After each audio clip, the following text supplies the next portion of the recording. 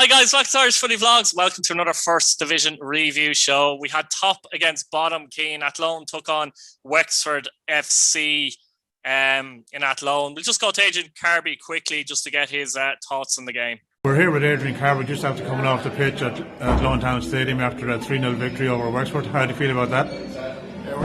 We're delighted again with the win. It's great to get another 3 points on the board.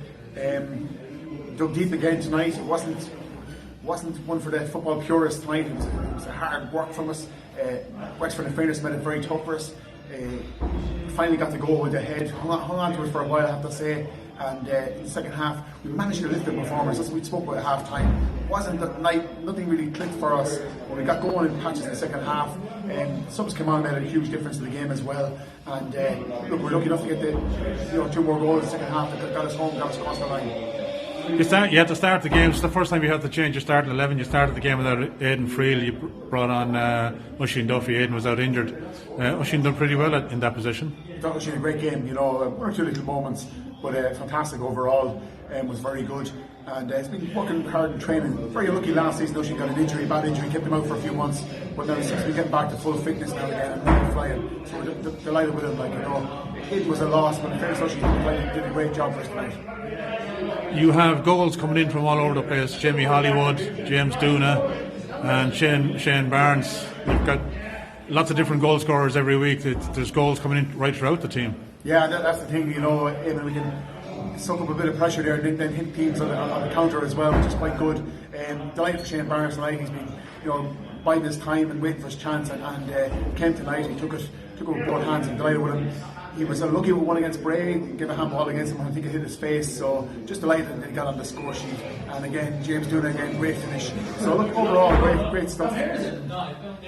Probably wasn't a 3-0 game, but we take it, Just speaking of Shane Barnes there, a lot of the people in the stand there, not that there was many in it, mind you, but they were saying that it was a bit of a Gaza-esque goal where he brought it over to the defender and volleyed into the net. Yeah. Fantastic skill, wasn't it? And actually be able to keep it down coming from that height was fantastic skill from him. But the lads are delighted for him. As I said, he's been patient for us, and his chance came, which is fantastic. But look, it's great. It's even better when you don't play at your best and you can turn out a result like that. It bodes well for us. I think it's a good sign. Yeah, speaking of playing at your best, you'll probably have to be at your best next week with Cabinteely here in the stadium.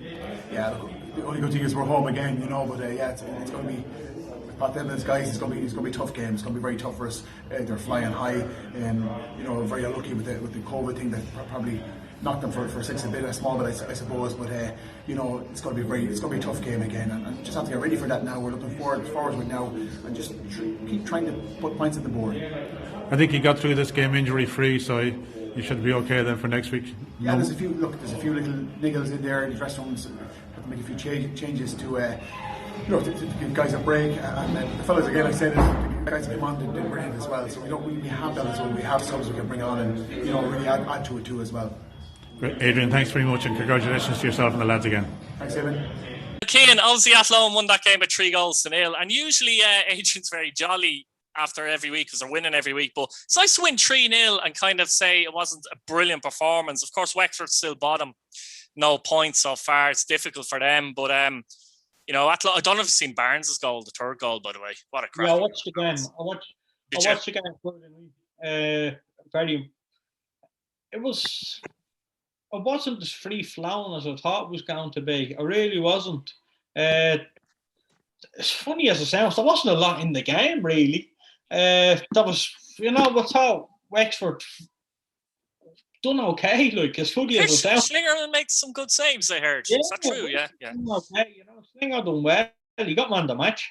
I think that shows you. 3-0 win. Keeper on the match. Interesting.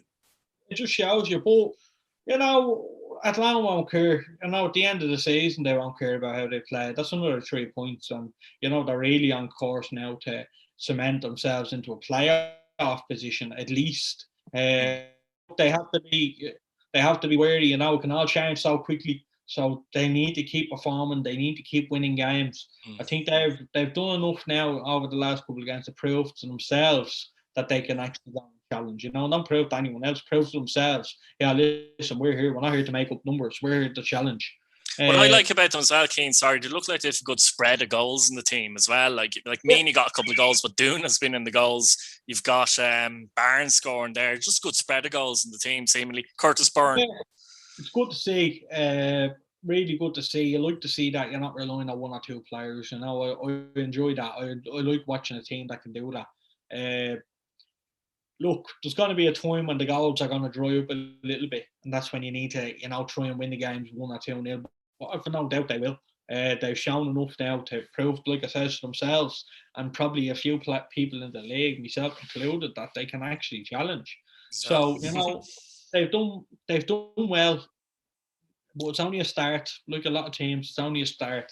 They need to back it up next week, otherwise that means nothing. But they're on course to.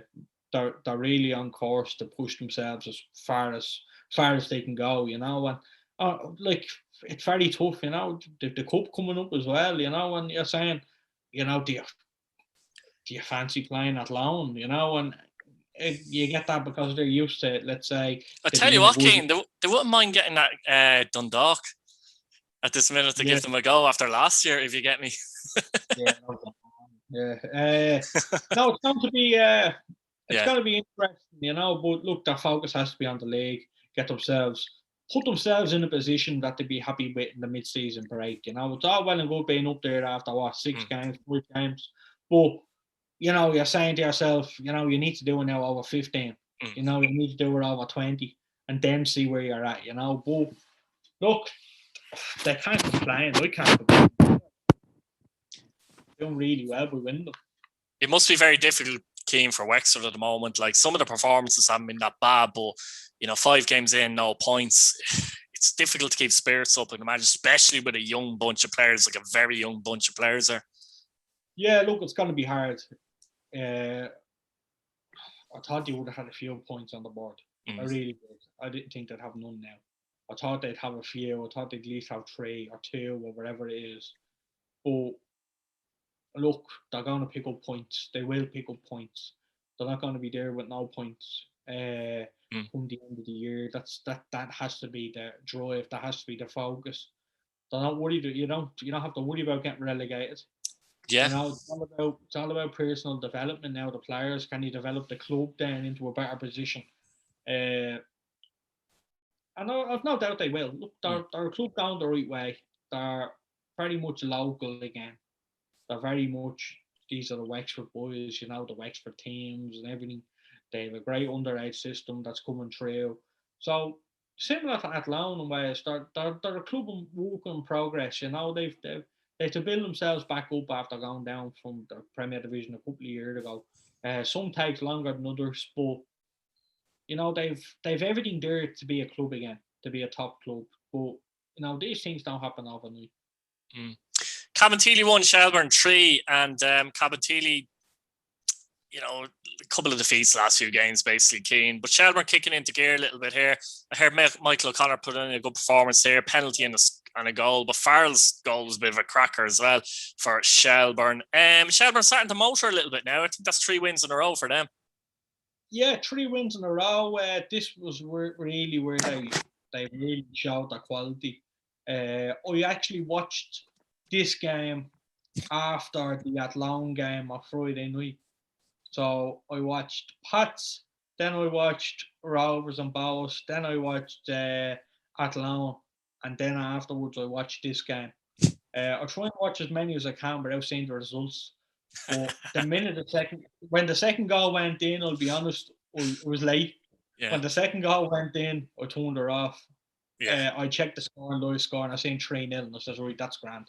I didn't watch it anymore. But Shell's really kicked into gear. I thought Clarkie's distribution was excellent, and he was like, he gives you that alone, like it's like a 9-iron when he hits the ball.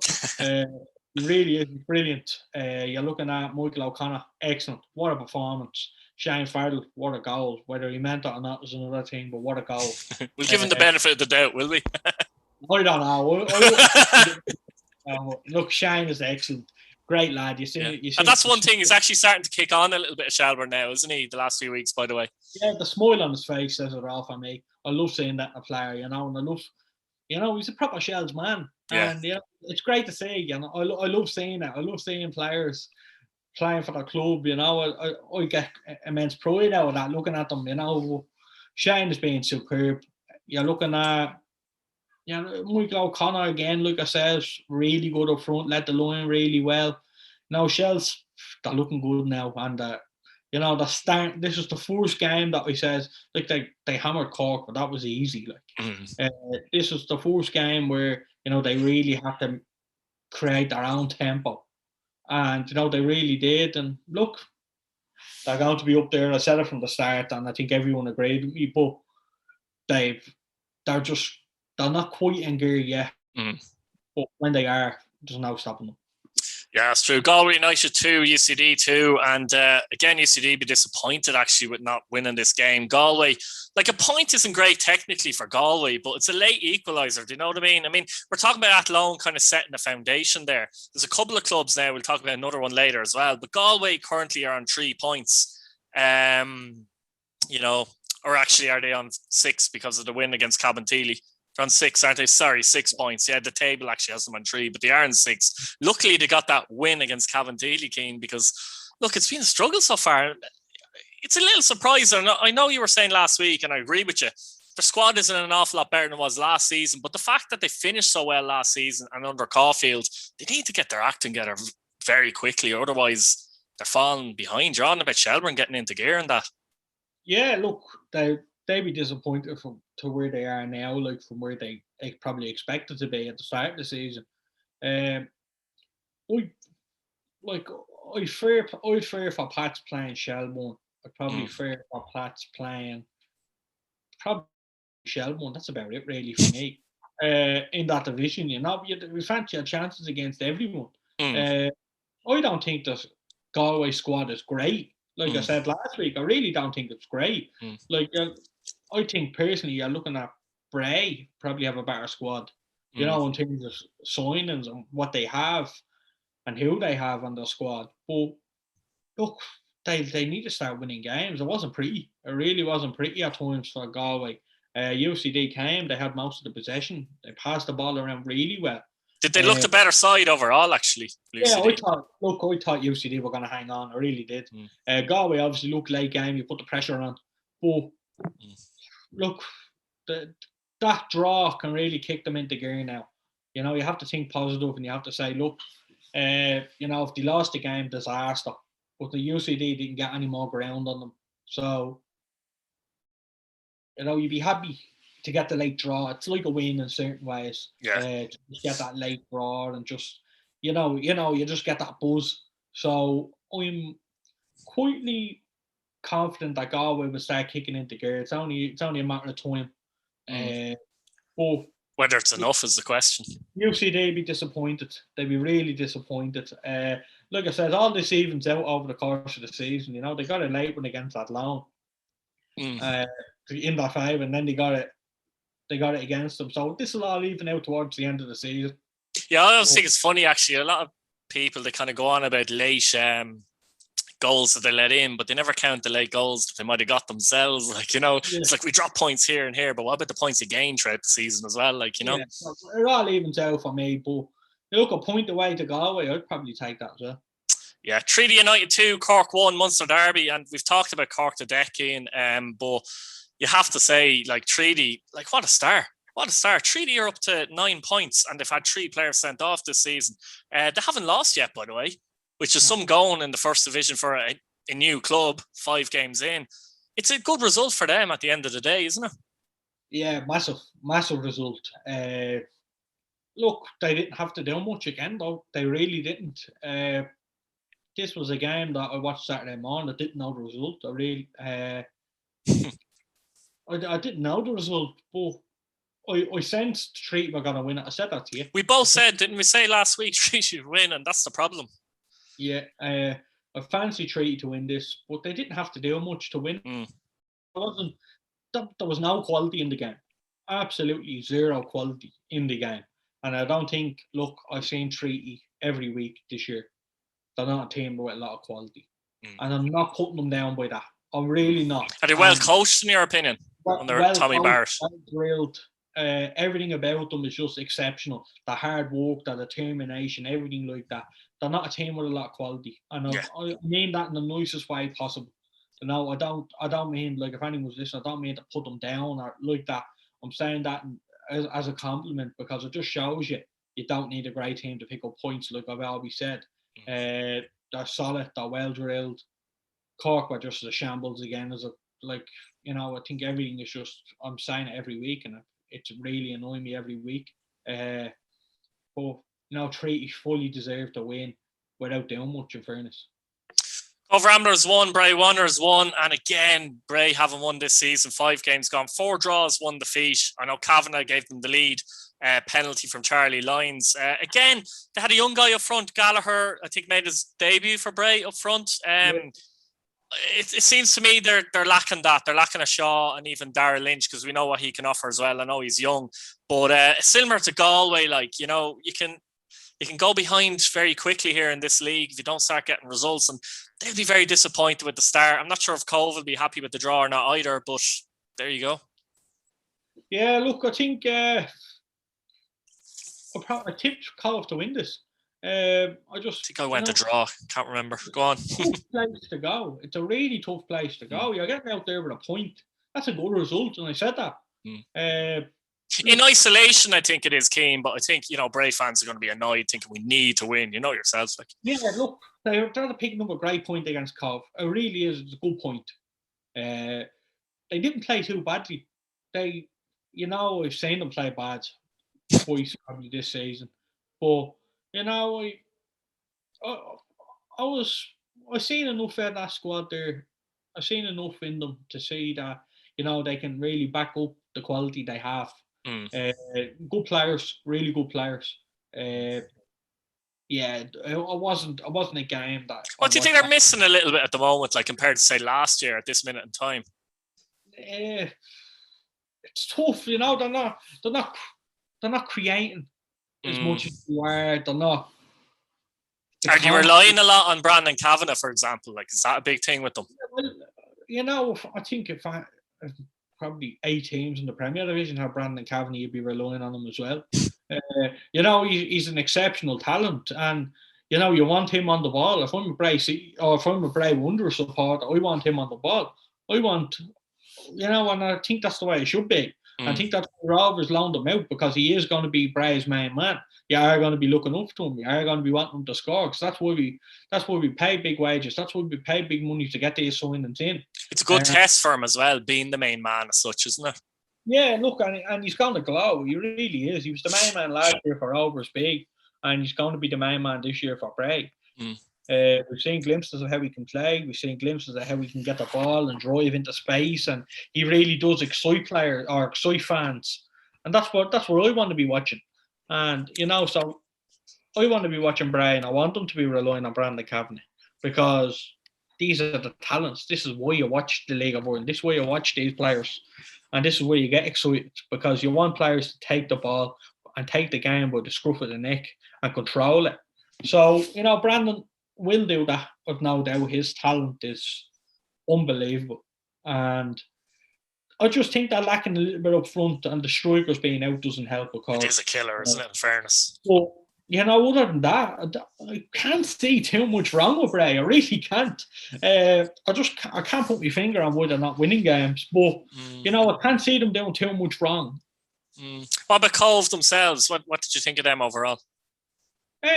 Cove are good. Cove are solid, and I think a point against Bray is a good result, a really good result, considering they won the week before as well. So they're picking up 4 decent points now, and if they can pick up another point next week, that's 5, and then probably win the next home game, whoever that's against. You know what I mean? And that's how you start picking up points and getting in the run. But I would be impressed. I wouldn't be too impressed with how Bray has started and stuff like that, but I can see where they're going, and I'm not worried. They'll be in the playoffs, no question. Brilliant stuff, Cian. Look, guys, let us know what you think in the comments. Please like the video, subscribe, and hit your bell notification button so you don't miss a video. Cheers again, Cian. Sound man. No worries, but.